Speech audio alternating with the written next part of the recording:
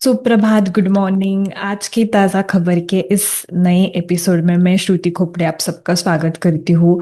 तो चलिए फिर शुरू करते हैं ग्लोबल इकोनॉमी के न्यूज़ के साथ। तो पहली न्यूज़ है from European central bank. ECB ने यहाँ पे रेट कट नहीं किया है। रेट्स जो उन्होंने रखे थे वो एग्जिस्टिंग लेवल पे ही रखे हैं for the month of July की जो मीटिंग थी उसमें। सो 2% पे इंटरेस्ट रेट यहाँ पे होल्ड किया है सेंट्रल बैंक ने, मेनली बिकॉज अनसर्टनिटीज अभी भी है, क्योंकि यूरोपियन नेशंस एंड यूएस का डील अभी तक सैंक्शन नहीं हुआ है। The discussions are still going on though. For now हम सबको ही पता है कि टैरिफ में वहाँ पे पॉज है सारी जगह पे, तो उसकी वजह से एक इम्पैक्ट तुरंत नहीं है। But the central bank is saying कि in future there is uncertainty related to tariffs plus inflation. भी अगर देखें तो जो ईसीबी का टारगेट है 2%, वहां पे हिट हो चुका है। वैसे देखा जाए तो इन्फ्लेशन हिट हो चुका है, उसके बाद चेंजेस यहाँ पे हो सकते थे, but due to geopolitical tensions ECB ने रेट कट यहाँ पे नहीं किया है। इसके पहले within this year ECB ने ऑलमोस्ट 4 कंसेक्यूटिव रेट कट्स किए हैं, जिसके बाद 3% से जो इंटरेस्ट रेट है वो अभी 2% पे यहाँ पे डाउन हो चुका है। दो एक डिफ्लेशनरी इम्पैक्ट भी हो सकता है, क्योंकि imports because of tariff there can be impact on the imports also.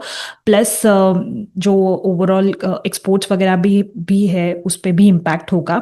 दो ट्रेड डील होने के चांसेस भी है, यहाँ पे पॉसिबिलिटी है। Discussions are still going on between both countries. And further अगर टैरिफ होता है तो उसका मोनेटाइजेशन के लिए ऐसा एक्सपेक्टेशन है कि सितंबर वाले क्वार्टर में maybe there can be some changes in the interest rate from ECB side. Next is news from US. So US की बिजनेस एक्टिविटी में यहाँ पे अगेन एक हाइक दिख रहा है। Overall this is mainly because of the tariffs के वजह से, जो इन्वेस्टमेंट्स काफी सारे नेशन वहाँ पे कर रहे हैं उसके ही वजह से है। प्लस कुछ रेसिप्रोकल टैरिफ्स लग भी चुके हैं उसकी वजह से है। तो overall US business activity expanded in July. जो उनका composite CMP global composite PMI है वो 54.6 पे यहाँ पे रिपोर्ट किया गया है। एज कम्पेयर टू दैट जून में ये नंबर 52.9 था, तो वहां से एक हाइक दिख रहा है, which is marking that strong यहाँ पे ग्रोथ आई है सिंस दिसंबर। दो सर्विस सेक्टर के केस में अगर देखा जाए तो वो नंबर यहाँ पे स्ट्रांगली सर्ज हुआ है 55.2 as compare to 52.9 in last month, जो एक्सपेक्टेशन से भी काफी अच्छा नंबर यहाँ पे एक रिपोर्ट किया गया है। दो सर्विसेज में यहाँ पे एक राइज है, बट मैन्युफैक्चरिंग में एक कॉन्ट्रैक्शन है for the first time since December. वो पीएमआई यहाँ पे फॉल हुआ है to 49.5 as compare to the earlier months. Higher price for goods and services, उसकी ही वजह से यहाँ पे एक इन्फ्लेशन के नंबर्स हम सबको ही पता है कि जो फेड का टारगेट है उसके अराउंड या फिर उससे ज्यादा ही बढ़ने के चांसेस है because of tariffs. Though it is also expected कि Fed will hold the rate, जो रेट है इंटरेस्ट रेट वो फेड होल्ड करेगी in the range of 4.25 to 4.5%। We have to see, अभी तक उनकी तरफ से वो मीटिंग तो अभी तक नहीं हुई है। But yes, despite the stronger activity business sentiment एक थोड़ा सा डाउन साइड ही है, बिकॉज ऑनगोइंग कंसर्न्स भी है ट्रेड रिलेटेड। बहुत सारे कंट्रीज के अभी तक ट्रेड डील्स नहीं हुए हैं, plus US China again they are into talks, discussion में है। जैसे मैंने कल की भी न्यूज़ में बोला था कि अगेन दोनों कंट्रीज डिस्कशन कर रही है कि कैसे और टैरिफ्स में चेंजेस कर सकते हैं। तो लेबर मार्केट में दो स्ट्रॉन्ग नंबर्स पोस्ट हो रहे हैं, एज सच वहां पे इतना कंसर्न नहीं है, but yes because of tariffs and all there is a positive business activity risen and concerns are still there. इसके बाद आते हैं इंडियन इकोनॉमी के न्यूज़ पे। तो इंडिया के लिए हम सबको ही पता था कि यूके के साथ जो एफटीए था, फ्री ट्रेड अग्रीमेंट, यहाँ पे साइन हो चुका है आज। तो इसके मेन की पॉइंट्स या फिर की हाइलाइट्स क्या होंगे वो हम इसमें डिस्कस करेंगे। वो एक शॉर्ट में यहाँ पे हम लोग डिस्कस करेंगे। तो फर्स्ट इम्पैक्ट होगा majorly on agriculture and process foods. India को एक ड्यूटी फ्री एक्सेस मिल रहा है for UK market to export the agriculture and produce and processed goods including fruits, vegetables, cereals, turmeric, cardamom, mango pulp and ready to eat item. Over 95% of tariff जो है in this category वो zero duty पे आ जाएंगे after this agreement. And it is expected कि उसकी वजह से agree export जो है वो 20% से बूस्ट होने वाले इन नेक्स्ट 3 इयर्स। फिशरीज के केस में भी अगर यहाँ पे हम बात करेंगे तो यूके के जो टैरिफ है on Indian marine products like shrimp, tuna, fish mill and feeds approximately 4 to 8% का यहाँ पे पहले टैक्स था, वो भी यहाँ पे एलिमिनेट किया गया है। एंड दिस इसकी ही वजह से इट इज एक्सपेक्टेड कि कोस्टल स्टेट्स जो है जैसे आंध्र प्रदेश, उड़ीसा, केरला एंड तमिलनाडु, इनका जो फिशरी रिलेटेड बिजनेस है वो वहां पे एक इंक्रीज हो जाएगा, क्योंकि जो प्राइजेस वहां पे उनको मिल रही है उसमें भी इंप्रूवमेंट आएगा। देन प्लांटेशन सेक्टर में भी यहाँ पे ड्यूटी फ्री एक्सेस ग्रांट किया है for Indian exporters of coffee, T and spices, जिसकी वजह से इंस्टेंट कॉफी के केस में यहाँ पे यूके साइड में कंपटीशन बढ़ने के चांसेस है, दो it is a positive news for India. Oil seed के केस में भी टैरिफ कट यहाँ पे हुआ है। Mainly textile and April business के लिए एक बड़ा रिलीफ है। जीरो ड्यूटी एक्सेस ग्रांटेड हुआ है फॉर मोर देन 1100 प्रोडक्ट्स, जिसमें majorly home textile, carpets and handicraft related products आते हैं, जिसके वजह से इट इज एक्सपेक्टेड कि इंडिया 5% मार्केट शेयर यहाँ पे गेन करेगा 1 to 2 years in case of UK in next 1 to 2 years। दो इसके ये ड्यूटी जीरो होने के बाद जो इंडिया के पास डिसएडवांटेज था as compare to Bangladesh and Pakistan, वो भी रिमूव हो चुका है, तो it is good news for Indian textile market.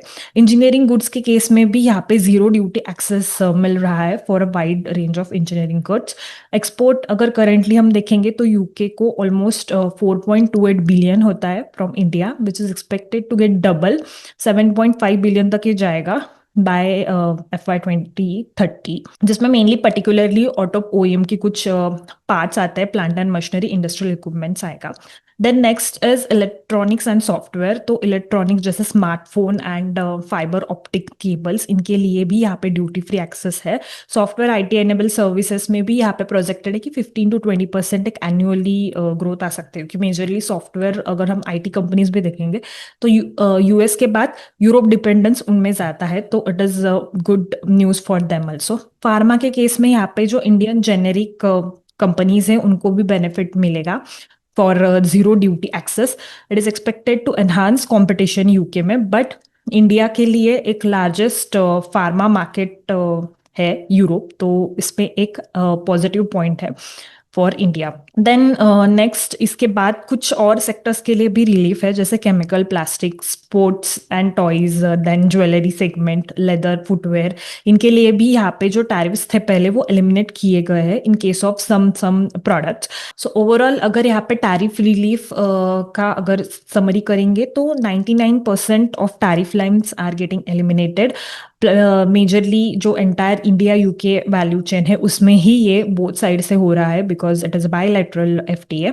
And sector जो पहले प्रीवियसली काफी हाई रेट पे टैरिफ्स फेस कर रहे थे, जैसे प्रोसेस फूड के केस में 70% था, मरीन के केस में 20% था, टेक्सटाइल्स में 12% था, वो भी जीरो ड्यूटी एक्सेस एंजॉय करेंगे, तो it is a positive news for them all these sectors. And एक kind of new chapter with UK India is starting, we can say that. Then अभी आता है स्टॉक स्पेसिफिक न्यूज पे। तो again Q1 FY 2026 के result season is still going on, so कुछ major companies का यहाँ पे रिजल्ट कवर करेंगे। First of all the result of Bajaj Finance. Net profit यहाँ पे राइज हुआ है by 22% on YOY basis, though mainly it is driven by strong loan growth. तो अगर लोन ग्रोथ की भी यहाँ पे बात करेंगे तो नंबर ऑफ न्यू लोन्स जो बुक्ड है वो 13.49 मिलियन यहाँ पे कंपनी ने रिपोर्ट किए हैं, जो 23% से ये नंबर बढ़ा है as compare to last year.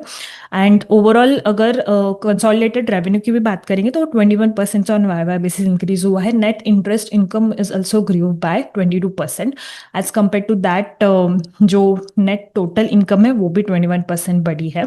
Customer franchise जो कंपनी की है वो भी 21% से बढ़ी है। Net addition of 4.69 million customer हुआ है during this quarter. Asset under management जो AUM है वो 4.42 लाख करोड़ रुपीस का कंपनी ने रिपोर्ट किया है, which is also 25% up. Two wheeler and three wheeler finance में AUM यहाँ पे थोड़ा सा डिक्लाइन हुआ है 20% से, वाइल जो माइक्रो लोन्स है जो फर्स्ट टाइम इन्होंने रिपोर्ट किया है वो ऑलमोस्ट 1500 के आसपास इन्होंने उसका AUM रिपोर्ट किया है, which is a strong growth though as compare to overall M, ये ज्यादा चंक नहीं है but it is also kind of strong growth. Gross NPA and net NPA जो है वो इंक्रीज हुए हैं to 1.03% and 0.5% respectively as compare to 0.86% gross NPA था पिछले साल, एंड नेट एनपीए जो था वो 0.38% था। तो ये थोड़ा सा लिटिल बिट यहाँ पे इंक्रीज है। कॉस्ट ऑफ फंड्स इंप्रूव हुए हैं by 20 basis point on QoQ basis to 7.79%। Company ने ऐसा बोला है कि for FY26 in cost of funds जो है वो 7.6 टू 7.65% पे ही रहेंगे। तो जो लिक्विडिटी अभी आ रही है उसमें थोड़ा सा इनको बेनिफिट हो रहा है। डिपॉजिट्स रोज हुए हैं by 15%, contributing 19% to overall borrowings. Though company का आगे जाके यही प्लान है कि उनका जो डिपॉजिट्स पे रिलायंस है वो उनको धीरे धीरे जाके कम करना है।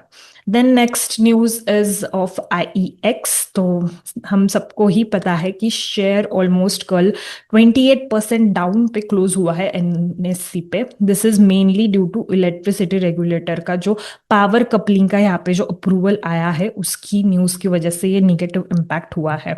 Basically IEX Indian energy exchange limited के केस में यहाँ पे जो रेगुलेटरी शिफ्ट है वो यहाँ पे अप्लाई होने वाला है for power coupling from January 2026 onwards. ये एक स्टेज कुछ स्टेजेस में होगा। अभी के लिए 80% ऑफ रेवेन्यू जो है कंपनी का वो आता है by the dominance in the this power market. तो अगर जो न्यू मैकेनिज्म है तो उसकी वजह से बिड्स जो होंगी वो from all power exchange will be pulled and centrally cleared, जो जिससे एफिशिएंसी एक आएगी। बट IEX पे जो डिपेंडेंस है वो यहाँ पे कम होगा, तो थोड़ा सा IEX का जो मोनोपोली काइंड ऑफ बोल सकते हैं मोट या फिर कंपनी का है उस पर इम्पैक्ट होने वाला है। Because of this regulatory shift IEX के रेवेन्यू पे एक यहाँ पे आगे जाके ग्रोथ कंसर्न्स हो सकते हैं, क्योंकि IEX has a kind of monopoly into this market. इस पे एक डिटेल एनालिसिस या फिर एक समरी वीडियो भी किया है, तो उसका लिंक डिस्क्रिप्शन में दिया है, आप उसको चेकआउट कर सकते हो to keep this video short. मैं ज्यादा इसके डिटेल्स में नहीं जाती हूँ, but yes it is expected कि इसका growth mixed kind of reactions है। कुछ ब्रोकरेज बोल रहे हैं कि इट इज एक्सपेक्टेड कि ग्रोथ में भी स्लो हो सकता है। Some of them are saying कि IEX has a big market share या फिर market chunk into this, so it may not impact. So we have to see, but yes stock price में यहाँ पे नेगेटिव रिएक्शन तो काफी आ चुका है।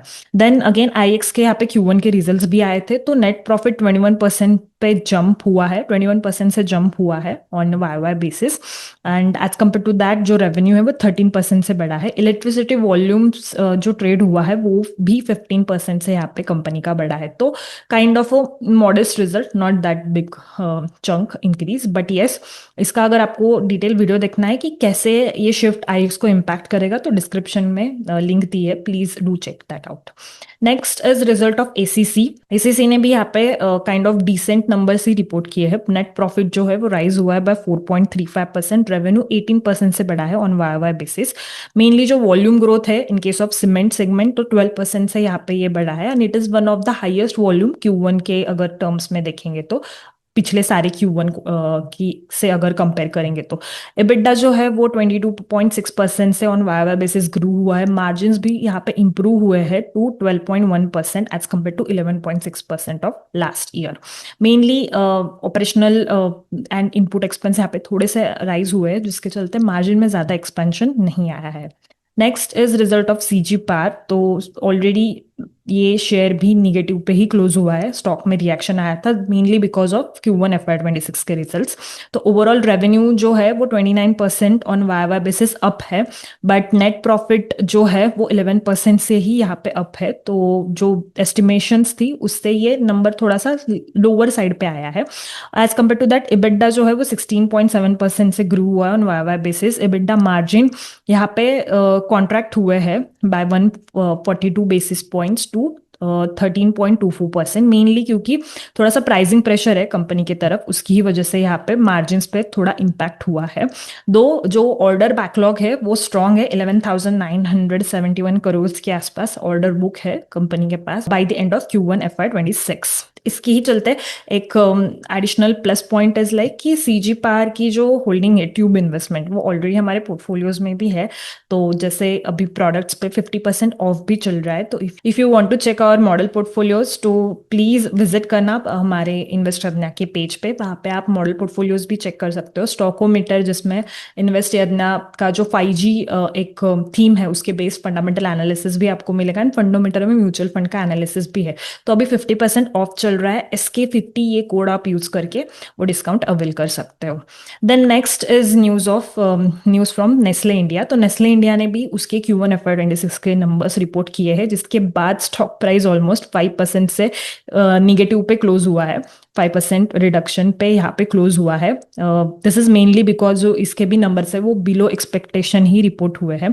5.9% का रेवेन्यू ग्रोथ है ऑन YY बेसिस, as compare to that net profit has declined by 13.4%। तो मेजरली जो कंजम्पशन प्राइस है वो एलिवेट हुई है फॉर द कमोडिटी पोर्टफोलियो, उसकी वजह से ही यहाँ पे एक हायर ऑपरेटिंग कॉस्ट कंपनी को फेस करना पड़ रहा है। प्लस कुछ इन्होंने मैन्युफैक्चरिंग प्लांट्स भी स्टार्ट किए हैं, जिसके लिए जो बोरोइंग्स ली थी, तो उसके चलते फिनांस कॉस्ट भी कंपनी का बढ़ा है, जिसकी ही वजह से ओवरऑल ये पैट में एक रिडक्शन आया है। ऐसा कंपनी के मैनेजमेंट जो MD है उन्होंने कमेंट दिया है। जैसे कि हमको पता है कि कल परसिस्टेंट सिस्टम्स एंड कोफोर्ज का रिजल्ट आया था, तो जिसके बाद यहाँ पे दोनों स्टॉक ने भी एक निगेटिव रिएक्शन ही दिया है। परसिस्टेंट ऑलमोस्ट 7 to 8% निगेटिव पे क्लोज हुआ है, कोफोर्ज 10% यहाँ पे डिक्लाइन पे क्लोज हुआ है। तो क्या की रीजंस थे? तो कोफोर्ज के केस में तो लाइक आई सेड यस्टरडे के वीडियो में भी, तो नेट प्रॉफिट जो था वो एक्सपेक्टेशन से यहाँ पे बहुत कम एक ग्रोथ यहाँ पे जो है रिपोर्ट की थी कंपनी ने। एंड परसिस्टेंट के केस में जो हेल्थ केयर सेगमेंट था उनका, वहां पे एक रोबस्ट ग्रोथ थी पिछले कुछ क्वार्टर्स, बट वो भी यहाँ पे ये क्वार्टर में इतनी रोबस्ट ग्रोथ नहीं दिखी है। दोनों कंपनीज में वैल्यूएशंस भी काफी ऑन हाई साइड है, तो उसके चलते थोड़ा बहुत भी मॉडेस्ट है यहाँ पे अगर रिपोर्ट इन्होंने रेवेन्यू के टर्म्स या फिर फाइनेंशियल नंबर्स की है, तो उसकी वजह से डायरेक्ट फिर इनके स्टॉक प्राइस में रिएक्शन आता है। तो we have to see, but yes थोड़ा सा एस्टिमेशंस मिस करने की वजह से ही दोनों कंपनीज के शेयर्स जो है वो यहाँ पे उन्होंने निगेटिव इम्पैक्ट किया है। तो that's it for today. I hope आपको आज का ये जो कवर है, आज की ताज़ा खबर का अच्छा लगा होगा। मुझे कमेंट्स में ज़रूर बताइए आपको ये कैसा लगा, and have a great day ahead.